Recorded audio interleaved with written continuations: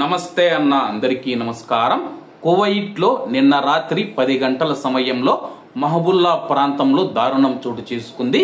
వివరాల్లోకి వెళితే 6 ప్రవాసులు మనం చూసుకుంటే కేఎఫ్సిలో పనిచేస్తూ ఉన్నవారు, అలాగే టిక్కాలో పనిచేస్తూ ఉన్నవారు మనం చూసుకుంటే బీచ్ కు మహబుల్లా పబ్లిక్ బీచ్ అందరికీ తెలిసే ఉంటుంది. అలాగే ఒక బీచ్ కి అయితే వెళ్ళడం జరిగింది. బీచ్ కు వెళ్లి వాళ్ళు బస్ స్టాప్ కి అయితే వస్తూ ఉన్నారు. 6 అయితే వస్తూ ఉన్నారు. 4 అయితే అక్కడ రోడ్డు మీద పైన అయితే నిలబడడం జరిగింది.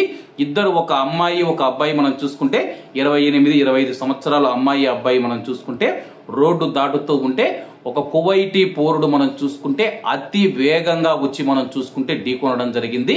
తీవ్ర గాయాలు కావడంతో వాళ్ళు అక్కడికక్కడే మరణించడం జరిగింది. నిన్న రాత్రి 10 గంటల సమయంలో మహబుల్లా బీచ్ దగ్గర ఎదురుగా బస్ స్టాప్ దగ్గర అయితే యొక్క దారుణం అయితే చోటు చేసుకుంది. అలాగే అక్కడ రోడ్డు దాటేందుకు మనం చూసుకుంటే ఫ్లైఓవర్ బ్రిడ్జి మాదిరిగా మాలియాలో కొత్త బ్రిడ్జి నిర్మించారు కదా, కువైట్ లోని చాలా ప్రాంతాల్లో చూస్తూ ఉంటారు. అటువంటి బ్రిడ్జీలు అయితే లేవన్నమాట. కువైట్ లో ఉన్న మన భారతీయులు ఎవరైతే ఉన్నారో దయచేసి రోడ్డు దాటేటప్పుడు చాలా జాగ్రత్తగా ఉండండి.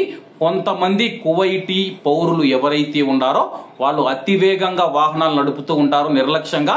కువైటీ పౌరులు అనే బదులు కువైట్ పిల్లనాయాల్లో ఎవరైతే ఉన్నారో గుద్దేసి వెళ్లిపోతూ ఉన్నారన్నమాట. అలాగే చనిపోయిన 2 ప్రవాసులు మనం చూసుకుంటే ఒక అమ్మాయి అబ్బాయి శ్రీలంక దేశానికి చెందిన వారని చెప్పేసి మన సబ్స్క్రైబర్ ఒకరైతే సమాచారం అందించడం జరిగింది. ఎందుకంటే వాళ్ళందరూ కలిసి ఒకే చోట పనిచేస్తారని చెప్పేసి. అలాగే నాకు కూడా తెలియదన్న అతను వెళ్ళినట్టు ఉన్నట్లుండి రాత్రి 11 గంటలప్పుడు నాకు ఫోన్ వచ్చింది. అందరూ కలిసి వెళ్లి చూసి వచ్చారన్నమాట. కాబట్టి రోడ్లు దాటేటప్పుడు చాలా జాగ్రత్తగా ఉండండి. ప్రస్తుతం కువైట్ లో ఉన్న కొత్త తరం ఏదైతే ఉందో డ్రైవింగ్ లైసెన్సులు లేకుండా డ్రైవింగ్ చేస్తూ అమాయకమైన ప్రవాసుల ప్రాణాలు అనేది తీస్తూ ఉంది. కాబట్టి మీరు బీచ్లకు వెళ్ళినా, మాలియాకు వెళ్ళినా, ఎక్కడికి వెళ్ళినా సరే కానీ రోడ్డు దాటేటప్పుడు వాహనాలు రానప్పుడు మాత్రమే దాటండి.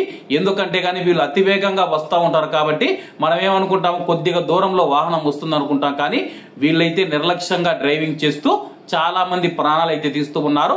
కువైట్ ప్రభుత్వ అధికారులు, ట్రాఫిక్ డిపార్ట్మెంట్ స్పందించి ఇటువంటి వారికి తగిన శిక్ష, కఠినమైన శిక్ష, వీలైతే మరణ శిక్ష విధించాలని చెప్పి మనం అందరం అయితే కోరుకుందాము. ఎందుకంటే గత సంవత్సరం చూసుకున్నా సరే కానీ భారతీయ మహిళ కావచ్చు, భారతీయ పురుషులు కావచ్చు, ఎంతో మంది రోడ్డు దాటుతూ చనిపోయిన సందర్భాలు ఉన్నాయి.